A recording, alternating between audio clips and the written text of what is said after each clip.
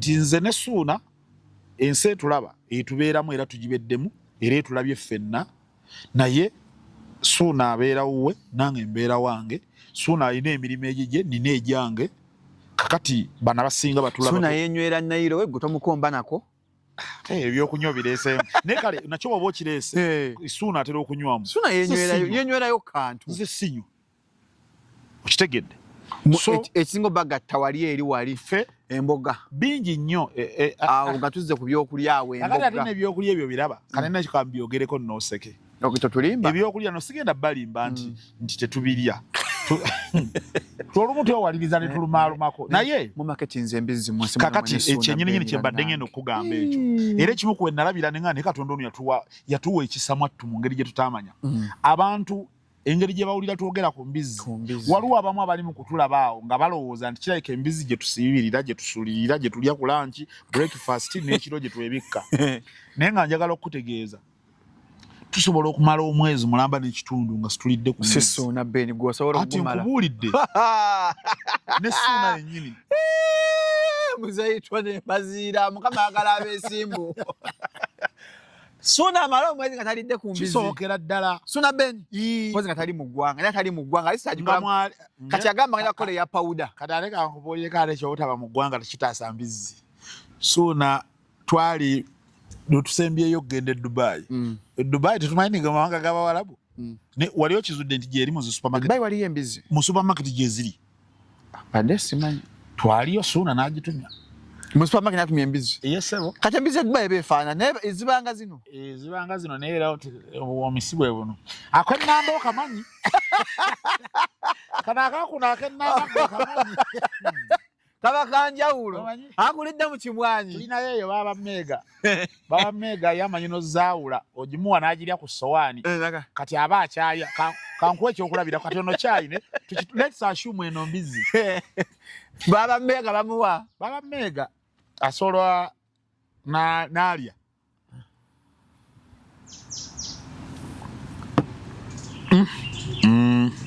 kano kaludde nnyo ku muguwa asobola okukategeera kati waliwo lwe twali n'alya embizi kati ono kyayi naye tukitwala nti mbizi na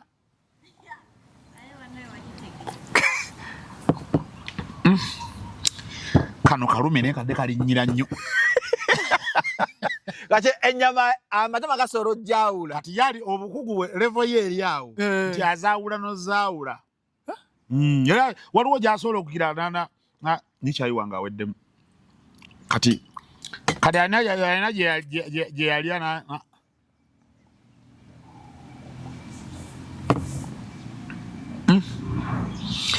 eno yazaalako Stream Live Avenue bakutusaako endongo y'ebinnyanja teri kuzikiza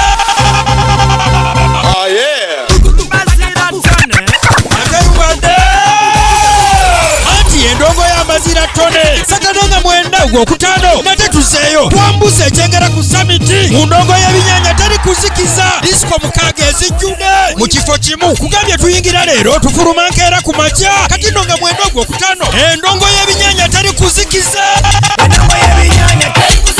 Kichiwagidwa Movit Hongo Animal Feeds GTM Computers Uganda Gold Sabula Alcoholic Drink omuchere gwa mujja tukole Newman's obupanchi Sofia Mouthwash Mogo Border Loans Light Forever Solar Sabula Bingo Dam Fashion DJ Store CBS FM at 30 Mazima Maize Millers Chisoto Natural Bedroom Products Ukende Farmer BBS at 10 MTN. Together we're unstoppable.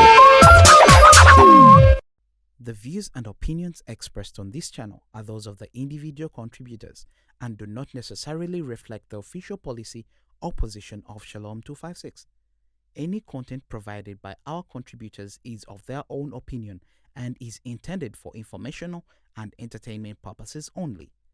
We encourage viewers to conduct their own research and consult with qualified professionals before making any decisions based on the information presented on this channel. Oli asosa kwa omuntu nga agenda ofuna data. So welcome to Shalom 256 is happening we tugamba kaswe ekigambo it is happening manya oli ku Shalom 256 atana subscribing kindly twegatte kuza we don't miss boy nakagambo it's happening we tugamba abalala bakogera copyright gwagirina nza kantu kanga akunza kainanze kanze abalala wakabagobako nakabagobako Kasuku wayeti another edition. Welcome to another edition of Kasuku. Naye ina tagunje tagline we make it happen. Unaba na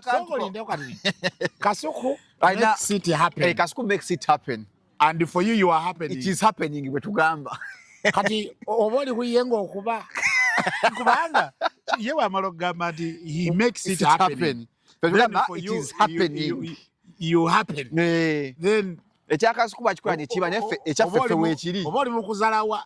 Sikuzalawa. Sikuzalawa. Oba oli mu kuzalawa. MC Meya yagamba obusibe buggwa. Obusibe. Badde ngamba yewe it happened. Ampisa na buyo it hasn't happened MC Meya. It hasn't. It hasn't. In fact, for him it should use it is bound to happen. It will happen. You never know. You never know. Vibe Life by Nakachi Vibe Life gunja bwe tagline ya. Edisend. Edisend. Gunja Vibe Life erichi. Vibe Life UG. Bana tagline ya bwe erichi. Oba twaliyako bye twalya. Bora kubaba kadde. Siche ngambi yabwe simanyi. Bana. Naye katalina. Hembo epipe wango badde ki. Mirembe gikyuka. Omusajja yakuba hit yoyo. Tuveeyo vambi bintu by'abandi. Onako olwaleero onako lwanjawulo ndine mbazira Tony. Njawulo abalimba si wanjawulo. Gwentegedde mbuye Antonio. Erinnya walisalako? Nedda erinnya. Erinnya lya Tony mu Luganda libeera actually mu Luganda ino lwaffe lennyini liba Antonio.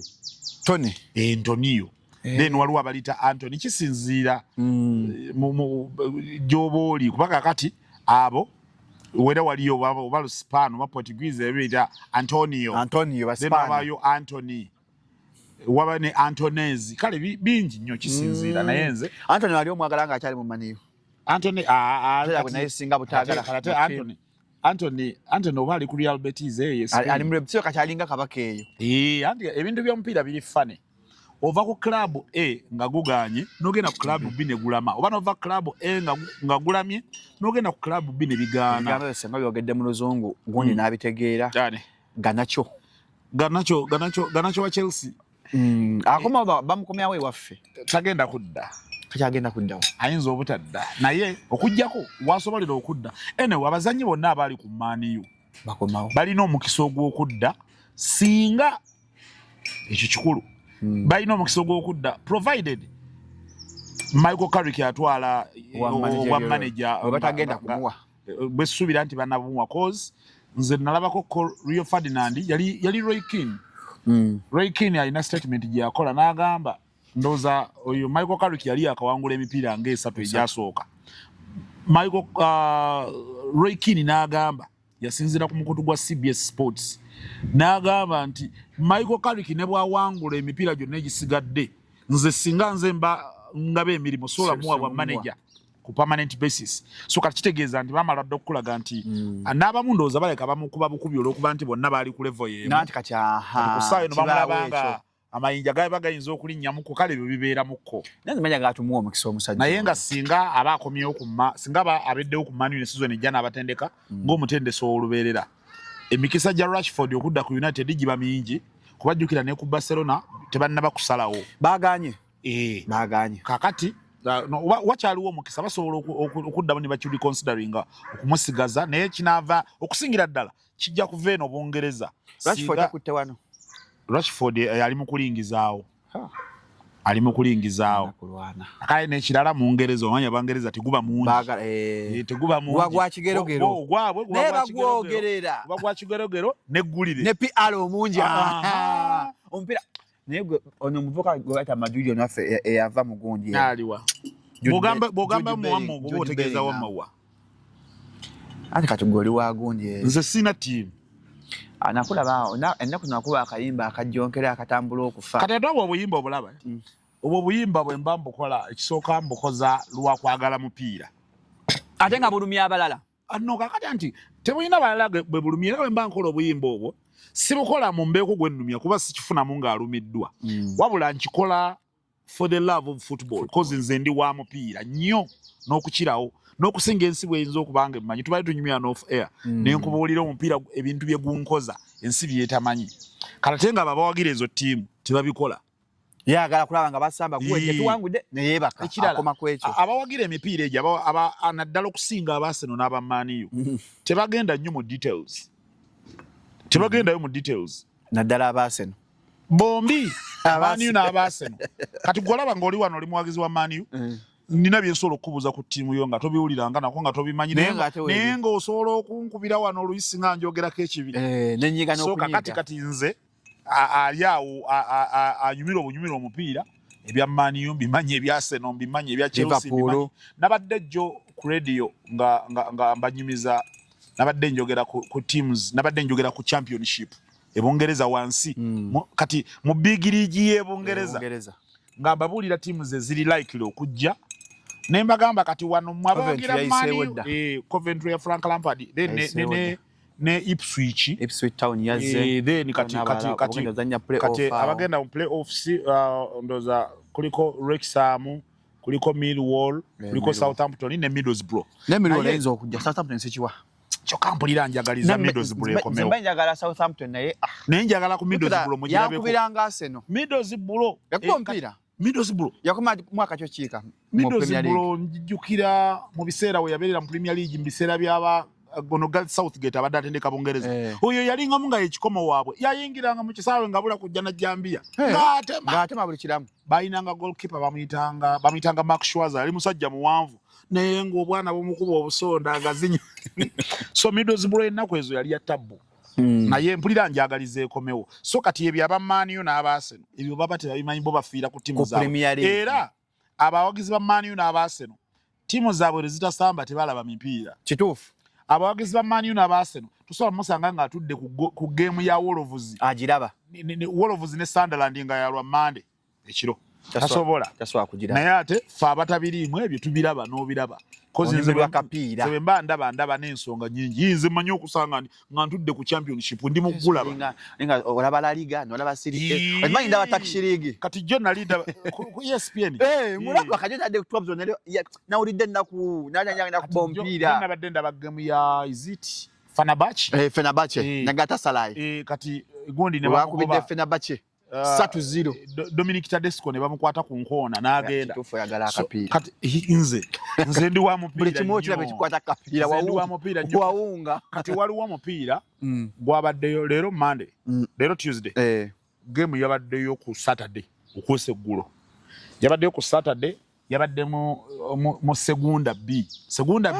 ye ligi y'okubiri eya La Liga eyo nayo ogendayo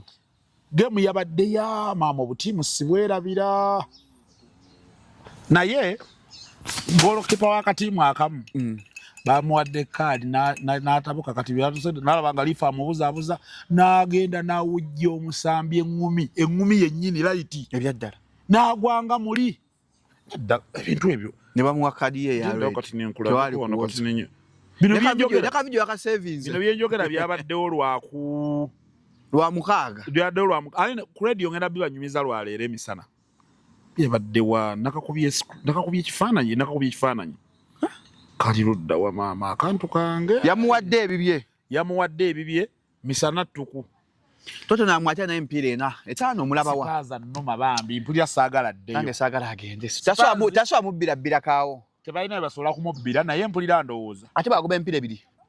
n'adulowing ebiri n'agoba ebiri n'adulowing ebiri lwakuba nti fixtures zaalinawo awo ziri heavy fixtures zasigazza mwagaliza bambi Spurs mpulira saagala kulaba ba Madison nga bali mu championship bajja vaayo kati anti ekyo kati kyonna kyogeddeko eggulo ku radio nembagamba nti challenge gyegenda okufuna Spurs bweddayo buli ttiimu lwefunamu setback eyo ogenda okumaliriza nga abasambi bo bonna abalungi bonna babaguze bagenze era kati Wolves egenda kufuna obuzibu kati bana abaana waliwo akaana awo akaliya ka South Korea kabaita Wanga Hichan lwate bakagula nakyogerako lwate akanyagula tukagula bamanyi nze nali nkaagaliza maniyo nkagala mu manyi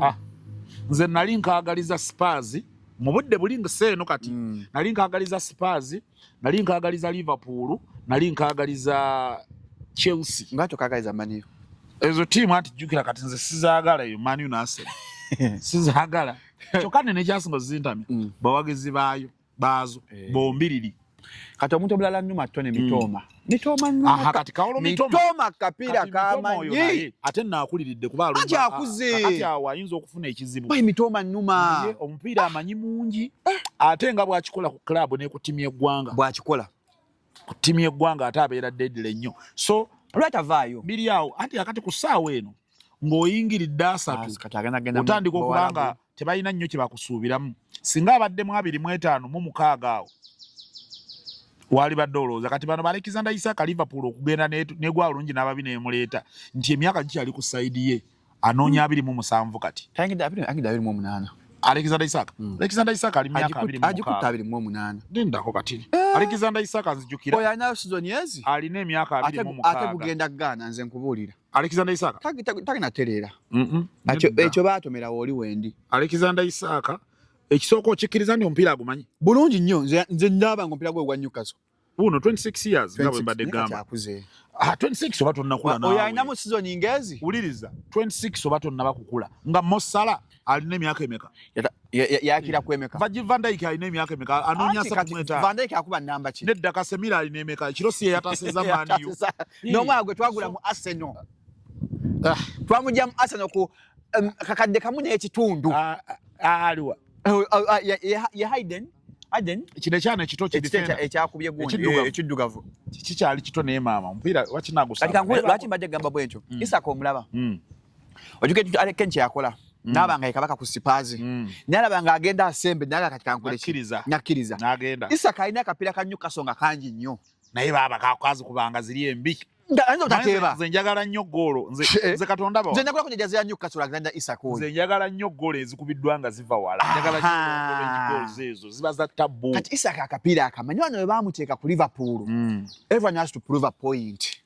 buli omu waliwo ennaku zino kyendaba bukyanga yakomyewo kati okuva mu injury nina kyembadde ndaba nakigambako n'entambi oyo James Ntambi sigamba ntambi ono wamwe tabimanyi ebyo ntambi ng'amanyi akapiira ntambi ayagala World Cup kuwa 96 kala tulabeere kubanga amanyi Italia 90 oba Mexico 86 alabika emanyi kuba ntambi baba yalina ekibanda kya firimu ng'alaga n'omupiira kakati tubadde kuki twetogera kuki tukomye kwa Alexander Isak Alexander Isak example gya doleetawo ne bagamba nti nze ennaku zino bw'oba tunuulira bukyanga yakomye okuva mu injury kimbadde nzikatiriza kye wadde ogamba nti buli omu ku Liverpool abanja waliwo olwolaba ennaku zino kubajjukira Higa Ekitike mulwadde kakati mu buli mbeera Alexander Isak alina okutandika nali ndaba game gye baakuba Fulham yali ya Fulham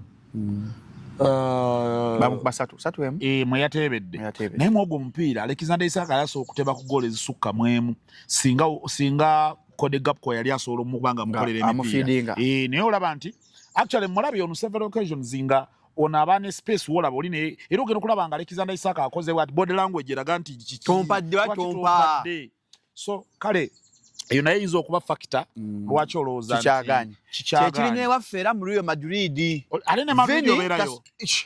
kati ku Madrid feedinga mbaka kati ku Madrid era nze kino nkyogeredde wano muli kiraba mu budde obutali buwanvu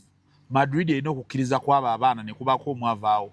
nze saagala Vini agende nkugambye tutobye naye omusajja oyo Vinicius Junior kulina okuba akava ku Madrid in order for Madrid to succeed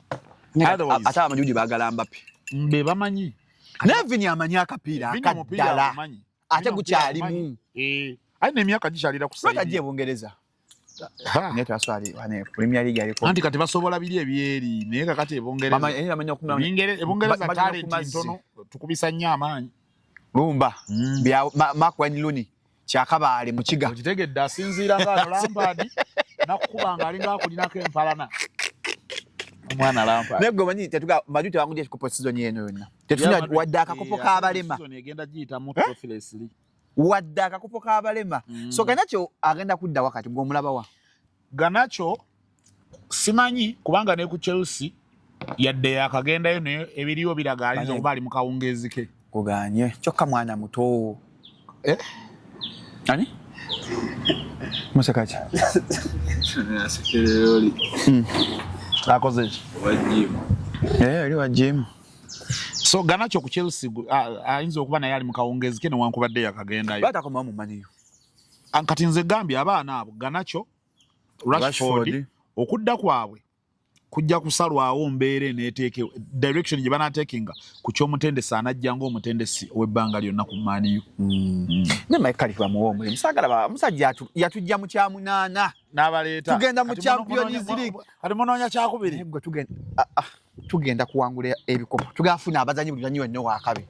libadde tebajjanga tetuli mu Champions League tebagala kujja of course omanja kaleza yali agala kugenda toyina musambi gw'osobola kuleeta nga togenda kugenda ku Bulaaya thank you kati abasono bali bagala Benjamin Sesko ne tumba bako naga njagala manyiyo olw'erinnya kirungi ekyo ng'olina erinnya lyo nti Mbazira talina luyimba lutambula naye atuyise ekyengera tulina okugenda ekyengera nga mwenda ekyengera ogimanyi kati alianza okulira ati Mbazira Tony kati aba ategese eki nate kati ffe ekirungi ekyaffe abantu baffe abo engeri gye batwagaddemu ffe twebaza Katonda nti tusobodde okubaawo mu mbeera gye tubeddewo nga tuli relevant obudde bwonna nga buli wooba otegese ekivvulu nga weetaaga ba entertainers ffe ojja weesanga nga ffe bamu kubabeera wali waggulu ku kipande abamu ku mitwe gisooka waggulu kulina okubaako Mbazira Tony ne Suuna Beni so ekyo tukyebaliza Katonda nti tubadde tetulina nnyo bwetaavu bwa kumala kukola zisitanti kumala kuba sama kumala kuvuma gundi kumala gira bwere mu ntalo mutambule gibadde mirimo gyaffe banga lyaffe boyiya bwaffe ne Katonda n'atugabirira n'atuteekako ekisaace n'abantu baffe ne batwagala ne bakkiriza nammwe bashalom ne mbanga musobola okutwita ku bantu abali mu ggwanga lino abali mu art industry abeekolaakola obumodoli buli kadde ayitewo bw'obanga osobodde kuyita nze nkola bukozi bwe nti ona ekintu ongambye nkyakyewunya paakati kiriwa omwaka gwe wajja mu Kampala nkiraba ng'ettali kituufu ekiriwa gugambye ntya nze najja e Kampala mu 2019 actually mba naakajja e Kampala Mbazira Tony 2019 emyaka ogibali ano ku ngalo wano uliriza gwe nkufa ono gwendi mu kunywa caayi bucaayi si mwenge sinywa mwenge nze so buli wonsanga mba ntegeera nze nawandiika ebbaluwa esiibula ku radio Buddu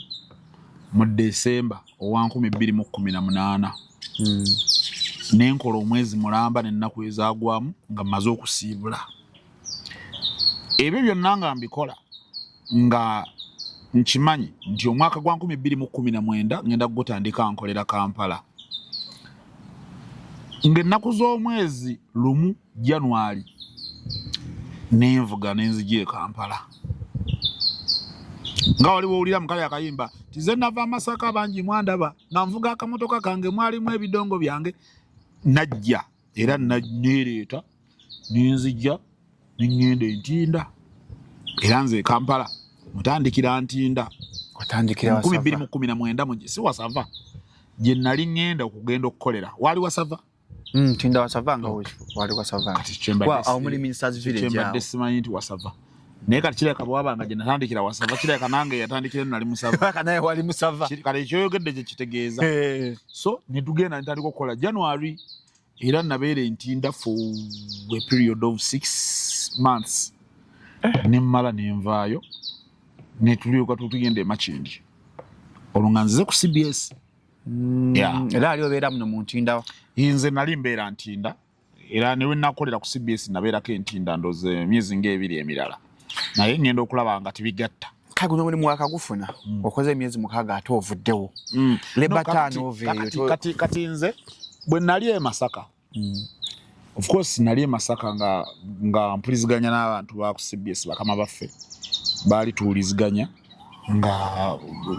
banneetaaga ngenda empeereza Obuganda naye nga bw'omanyi bibaamu wano nawali bureaucracy bimanyi tosobola kugenda bugenzi n'oyingira n'otandikirawo kati obudde nga bwe bakyatereeza ensonga bino nabiri aye nange netuuka nempulira nga neetaaga okuva eka e Masaka ninzija kati mba nkyali Masaka bala moyo nankubira essimu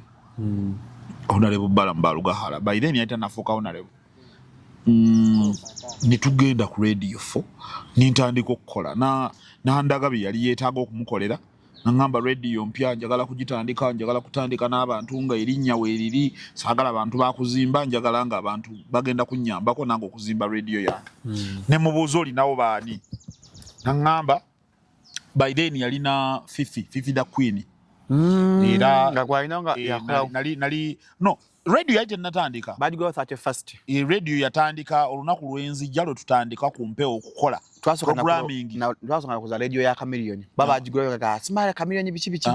etuloza radio ya Chameleon kati ne tutandika okukola show y'okumacha nalinga nkola nze Fifi the Queen ne Anatalia Ozzy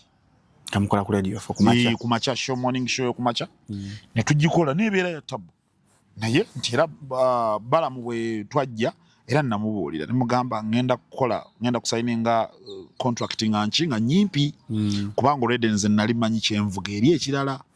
so obudde era bwaggwako actually emyezi 6 gyali giggwako ng'enkya nemuwandiikira email okumujjukiza kye namugamba era nengenda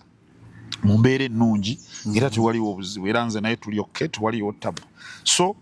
oyo 2019 nga tuyingidde ogw'omukaaga awo envaayo nengenda Mengo nembeerawo Mengo netutandika okuyiiya concept ya show gye tukola emisana eya Township Tunes netugitandika ogikola ne bampa show y'olwesande ku macha ne bampa show ya Friday kiro kale bwetu wetuli tutambuzza bwe mutye mutambo 2019 sebo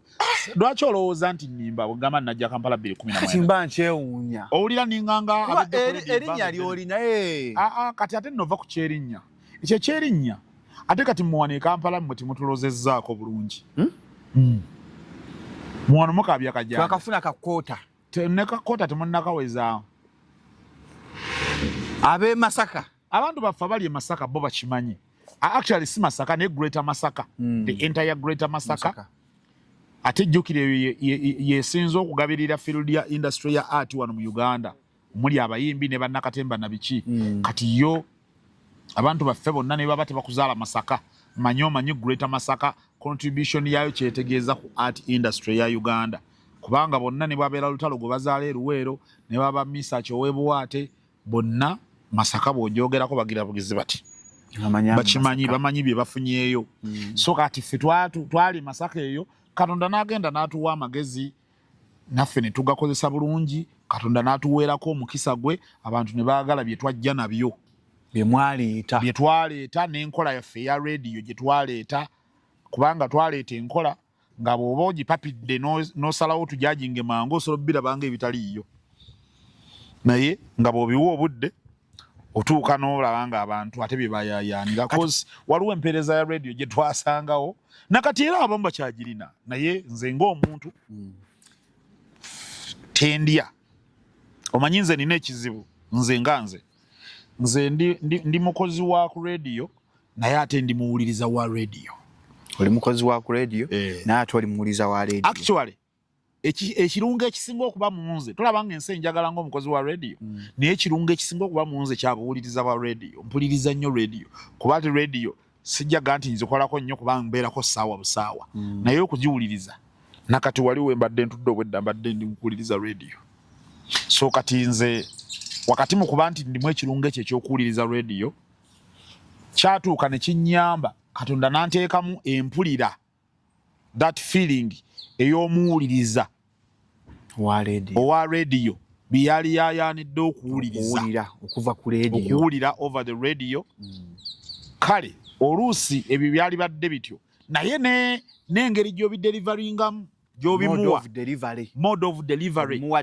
obimuwadde otya so kati ebyo byonna nze ebbanga lye namala nga mbifaako nga mbitwala ng'ensonga enkulu up to now I do sibitwala for granted kati nze mmanyi abantu betukolera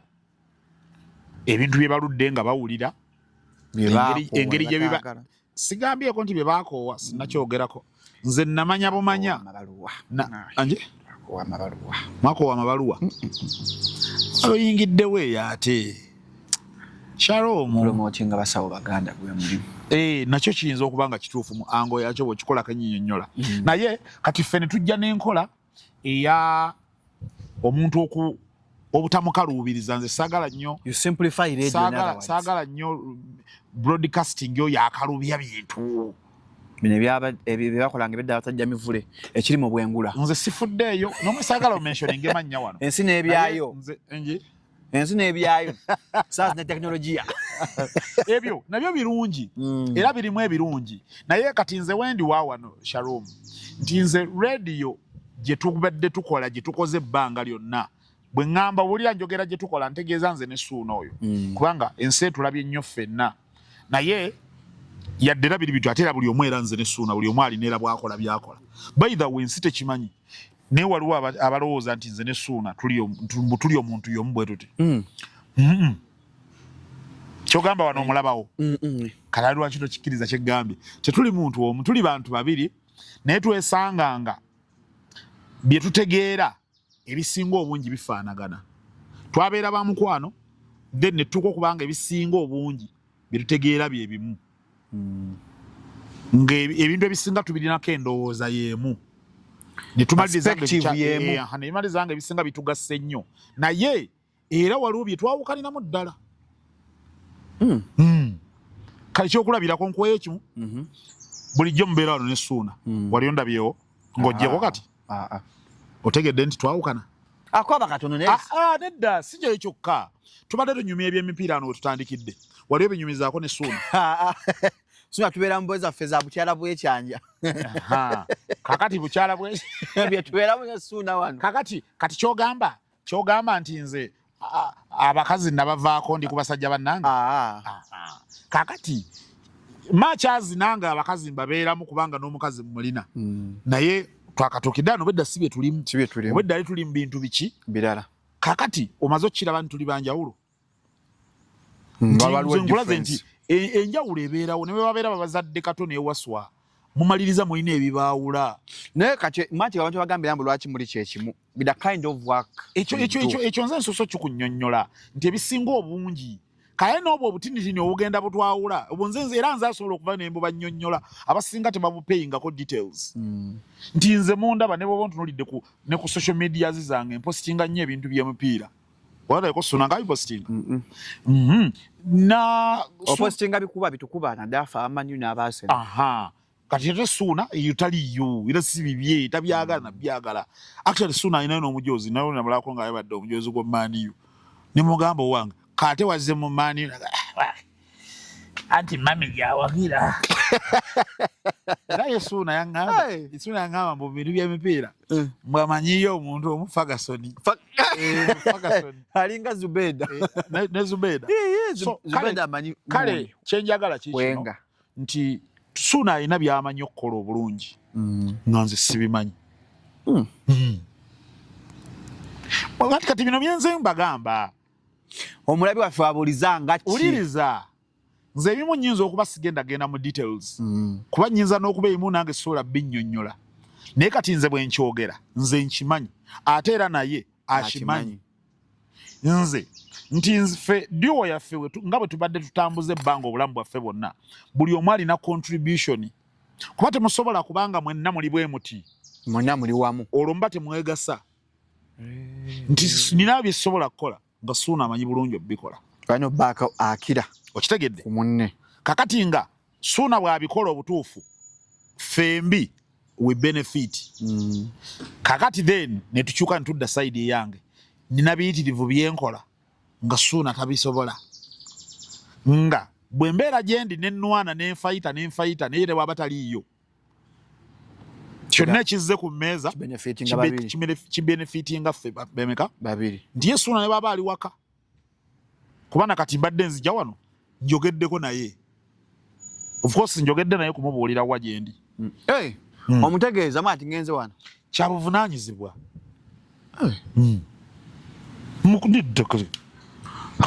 kankulage ezimu ku ssimu zensembiyo ako mbadde sikamanyi ako si yino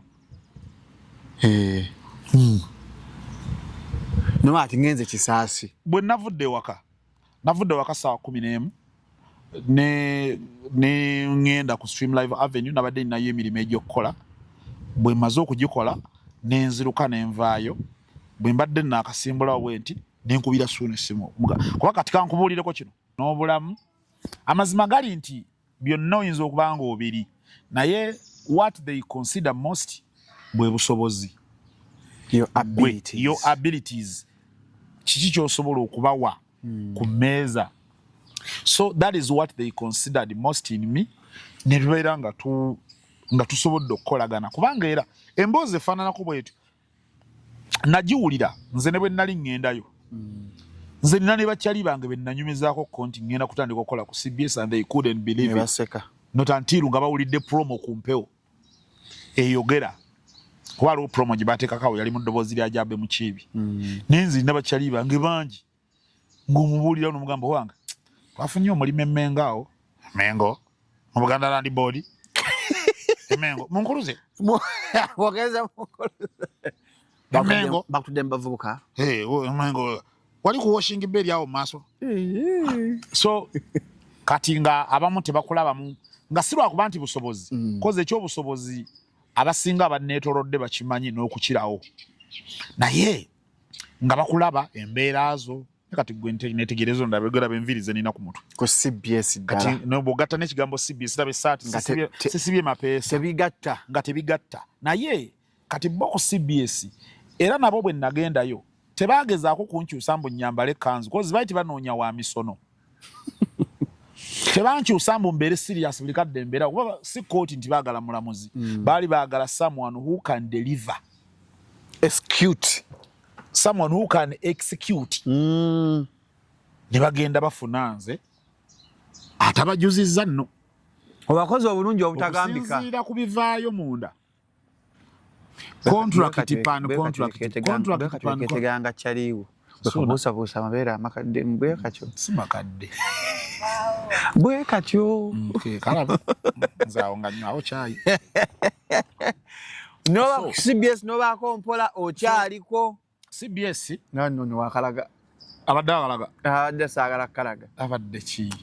abaana banoonya content buli ango so bwe bityo bibiri ku CBS ebbanga lyembeddeyo mbadde nkyafunye omukisa kati ngenda mu myaka 7 siitibwangako mu ofiisi yonna ey'ebyolulimi nti wano wayogedde bubi wano ekigambo wadde onakyogera bwoti n'okyogera bwoti nedda siitibwangako nti neeshoyo ng'esusse okubanga owulikika nga otetenkanye nedda ogatta bugasi siitibwangako nti shoyo ng'esusse okuwemula siitibwangako siitibwangako nti shoyo ng'esusse obutagiwuliriza mbadde nkyalina omukisa KPI zonna ziri waggulu bwezi kiriya nti ne Ipsos report esembyeyo okujja eri latest nze nno ne mu meeting mwe babyogereddeko saabaddemu naye baalaze nga kiri waggulu ekintu babe Masaka temuloga mwererula okuloga okwo nako kutuufu okuloga kutuufu naye singa buli omu era ali waggulu kuba okuloga kwange wali yakira wali eddoga erikira kati nze eddoga erikira lyensinga okulemezaako kukola obutuufu byoba olina okukola mu budde obutuufu lyeddoga erisinga kati kambeeko kyenkubuulira wano nze ndabye nnyo ku intaneti okwo mbadde ndaba nnyo era tubadde oyogera ku byemmengo ebyo nembako ekinzijidde mu bwongo bwomwambye ekyo ekintu ndaba nnyo wano abantu nga boogera nnyo ku Ajabbe Mukiibi oyo Ajabbe Mukiibi oyo is just misunderstood boogera kubanga mukama nedda ate agenda kunkuba omusajja si mwangu si mwangu tewali muntu mwangu gwoli mwangu oyo ali ku kamera mwangu tewali muntu mwangu naye omuntu kati abantu bonna gw'owulira ng'agamba Ajabbe Mukiibi oyo nze mbalabe nga bamwogerako ebintu bingi Ajabbe Mukiibi musajja wa mbwa Ajabbe Mukiibi oyo tebamwotegeera butegeezi naye buli gw'owuliranga ng'ayogera ekyo ekintu omufisiza ng'akadde nga temuli ku kamera n'omubuuza kubanga ku kamera tajja kukubuulira kuba emboozi entuufu ebeera off camera omufulira ng'akadde nga muli off camera n'omubuuza nti gwe ku CBS kituufu ki kye wali okolayo kituufu gwe nga ggwe nabayambayambako ngaawo nga mbayambagiramu mpolampola awo naye omusajja oyo nagira gw'owulira ayogera ekyo abatalinaayo buvunaanyizibwa butongole nti tumukwasizza kino nze simanyi abali mu kutula baano bamanyi byenkola ku radio ko ne shows zenkolako nsobola zikubalira nga weziri ate ziyimiridde ninako show enetera n'okutandika Township Tunes etandika saa 7 paka saa 10 ninako show ku Friday kiro etandika saa 6 paka 11 ninako show ku Sunday ebeerawo ku makya saa 1 paka saa 4 nze oludde byenkolayo kakati oyo yenna yali akutuuziza n'agamba ebyo omubuuze nga akubulira wano nti kozi gwali okolanga budde ki olina emirimu gya pulezidenti babiri ogituulidde seekyo oli mu ntebe z'abantu okitegedde yenna guwulira nga ayogera nga alabinga ajambe mu kiibi ng'amutenda bwali omubi omugambanga nga muli off camera n'omubuuza tomubuulizanga mu kamera tajja kubuulira mazima nti kozi eyo obadde ng'okola puroguramu ki tebantongoza ne nalingayo tebakutongoza ate tibaati bakutongoza then ku kyogadde ajabe mu kibi kyenyizeemu kiri kimu I think is just principled definitely and people don't want people who are principled okitegeera lazy people kakati nze kankubuulireko nze nina kyemmanyi nze kunze ng'omuntu abantu abasinga naddala bali mu industry yaffe eno mwetukolera abantu abasinga baninako endowooza eyo era mubali abatankooneramu ate sibalinaako buzibu ng'oli akulinako obuzibu toni era nga nze mbamanyi era nga akujjako ate oli munna oli naye ate gye biggwera agenda okumaliriza bwanoonya oli munnaye ng'ate alina kuyita mu nze ng'ate akwetaaga okitegedde necessary evil kakati n'ogenda omulala n'ogamba kati kitegeeza kyewalemu okutegeera principle walemu okutegeera principles tulina okuyita nga tukola bitukola kati awo abantu abasinga we misunderstandingira kati n'abantu abamu nze nkugambye emyaka gye maze ku CBS myaka 7 siitwangako mu ofiisi ya muntu yenna yadde ow'enkuluze yadde ow'ekika yadde ow'olunyiriri nti omwana n'agenda ayogera bw'ati kujagira bw'ati n'awemula naye nga tuli mu mbeera kubanga nze nkulaza ya time gwe nina ku CBS mungi nakaneetiro bw'osobola omukolo gamba kasita abato beebase okitegedde naye sibikolangako ndi mu myaka egisobola okukola ebyo ndi mu myaka egisobola okuba nina freedom esobola okumansa entungo nga bwe ndabye naye sibikola kubanga mmanyi ebibivaamu mmanyi ne radio gye nkolera n'obunene bwayo ne kyetegeeza it is one of the biggest institutions mu ggwanga lino ne bwe tuba tugambye outside Buganda ne bwe tuba tufulumye Buganda it is among the top 2 top 3 kakati bwe mpa omukisa n'entuula n'etannonooza nti lwaki ayambadde sale tasibye mapeesa bwe tannonooza ku ekyo nze nina kubeera n'amagezi gagenda kugiwa kye yeetaaga kakati bw'omala to deliver bwe mmala okuwaayo that delivery nga eri neat eri on point kati abe mu kibi obuzibu bwe buba bugenda kuvaawa bujja vice nga atokoze kye bakuwa kukola nawe ogambe omusajja naye mbyannondoola ontegedde nyeke nyambaddeko nannondoola kakati nze nkubikka maaso na nkola yange ennungi lyeddogolyo yange n'ova ku birabba bandi bye nnyambadde ku mikono kubanga oli mundaba ennyanga oli yayirowoozezza maama nnyabo ku leediyo ya Kabaka batwalayo ebyekiyaaye kati bino bikwatiddewa bino birabba bandi kati zaaki ezo rabba bandi zaaki kati zo zaaki kale nedda kati nze mbuuza ggwe zaaki zikola ki lwaki oyambala rabba bandi nedda rabba bandi zibeerawa bazibako ssente nabadde nzijja ku ssente bwe nzambala nedda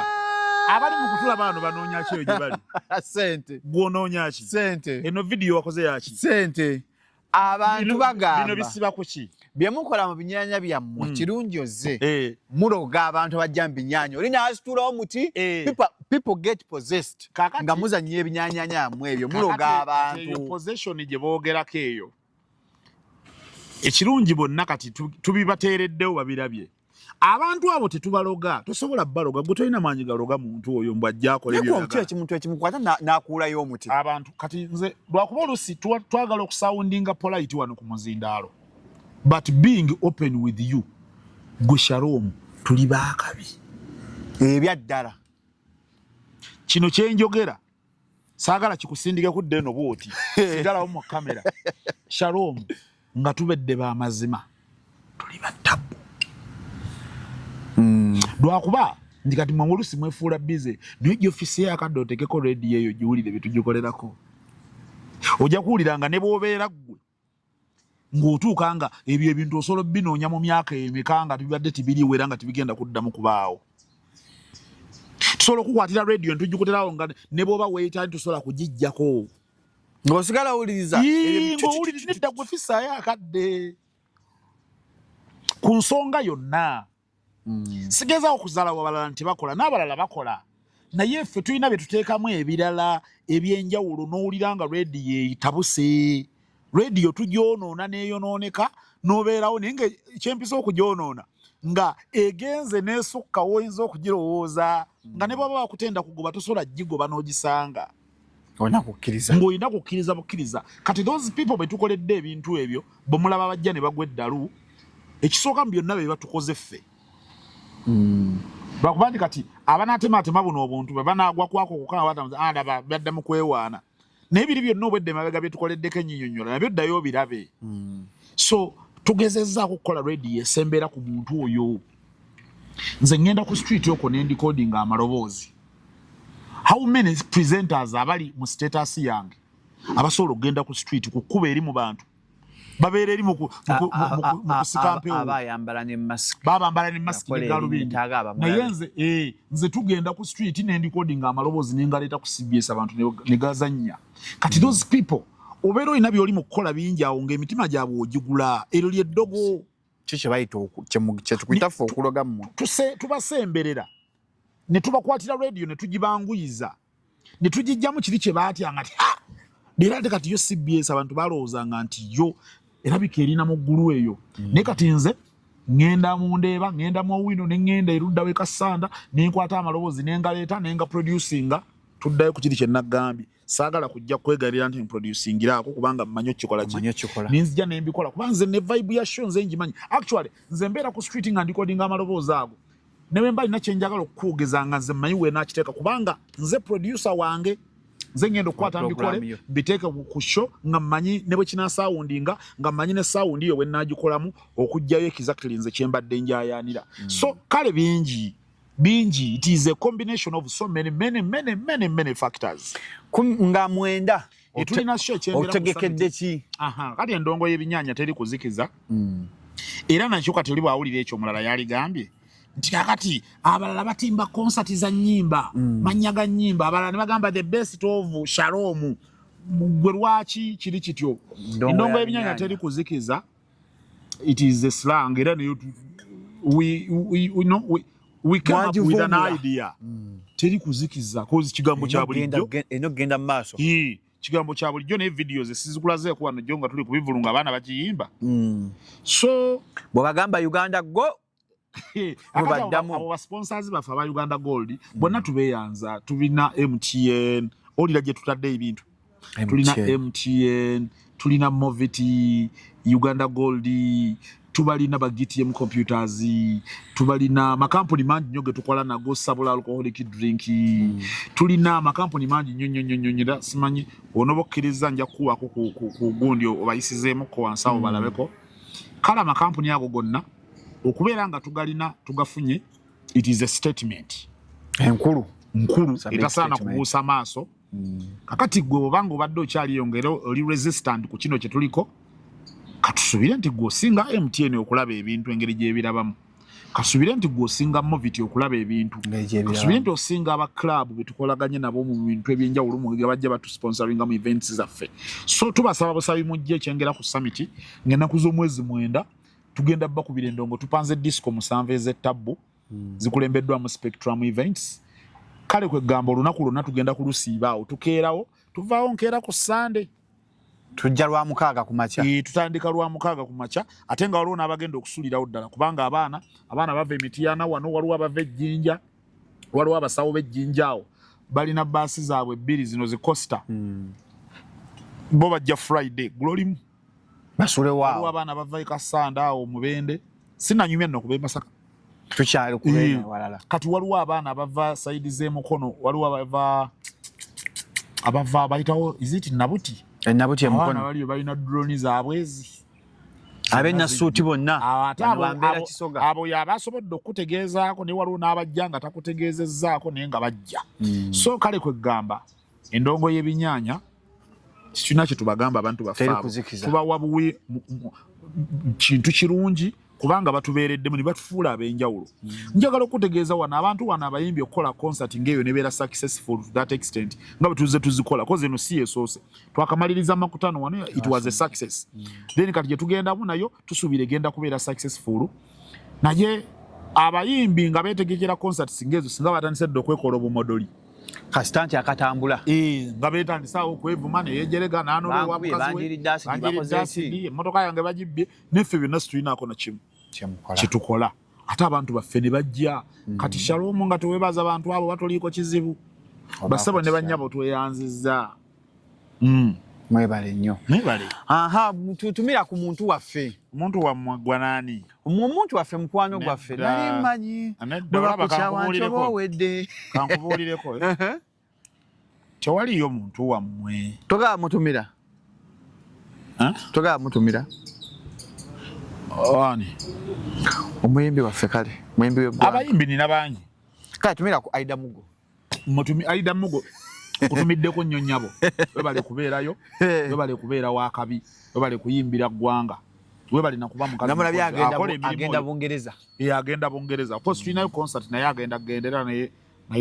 bamukwasaganyaawo era naye tugenda kukola nga nnyo ogw'omusanvu Jobs Link UG tugenda kuba ne Cindy Epasi Aida Mugo Stabwa Natoro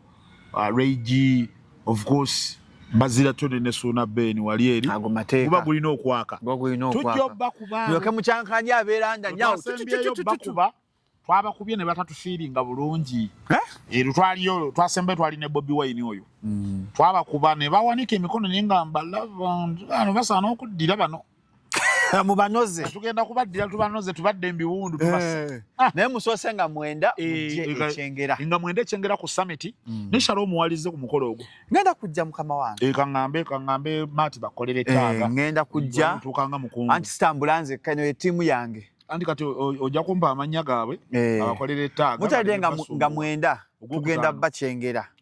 tugamba munyonga ebinyaanyanya teri kuzikiza era mujja kugiraba naye ffe tuba tusuubiza tugenda bakolera omukolo omulungi nga Stream Live Avenue yategese tugenda bakolera omukolo nga mulungi mugenda kugulaba nammwe muveeyo naye byonna munaamulabye mujje mubibulira abantu tujja binyumiza abantu njakola account ng'omuntu wakute ola muntu nga asimbye akagera ali bwatyo omuntu olabira nga talina buzibu gavumenti talina buzibu ku nsi ate obwo obudde osaana omubuuza who is the president of Uganda nga takyamujjuka ng'agamba endowooza kemala okuggwa. So mzee Mbazira tonna atwadde emboozi ennungi kye nsuubira nti ogifunye ekozi n'okulanga eddagala onyo Shalom oyo ayongera kuseza tajja ab'enyoma akolaga kyogenda okubeera sokolinde kati sokoleke kawono koka tumalirize kano tumanyo ka Shalom oyo ayamba ku ki ono ayamba ku size abasajja ab'enyoma ku size kati ovuga ulya ddala nkafaanira nekikajjajjaba kakulaga kakusiigira ekifaananyi so no Shalom oyo Shalom olaba bambi katonda katonda akuyamba katonda olinga noonyeza sente zikyabuze bubuzi naye so kali ku 0705 27 1973 kati nze mbuuza kati okola otya wakati nina ekifaananyi kyenfunye mu mutwe bwe nkatunulirawo nti osiiga otya osiiga ng'oveno bwoti bw'ogira bwoti mu mbavubavu bwoti bana munye mwogera ku size abasajja kasufu nnyo kanokola kakolera ddala ono 5 rounds and above owangira muli nawo gira ate nsokoza nyo nnaku bbere twabigoba ebyo owangira muli muli osigala ogenda mu maaso gia zigirira muli okuba lumulaga nani paka nani stop paka sijwa kati concert teggwa teri kuzikiza kubanga kati bwe kibanga onyo Shalom Power sikyafuna sauti za kumakya ebintu byantabukako namu stress biki kano kasufu onywa kanywe olya kalye onywa kanywe oteka ku mazzi gocha mazzi gocha kachai kati nze ngati wampadde toteka mu sukali nze ngati wampadde atujja kuwa kaka n'abagalo sala olubuto nga Mbazira tone nze lwange ndo lusala lwali lugeze wasala awo lugenze lusala mukwano Mafata bayisa bubi. Era naawe era toli bulungi. Ogira neera kale. Baje ugasukano mbere bulungi. Emyaka gye nnina ngonsinga. Nga nkutuse mubere bulungi mweraba.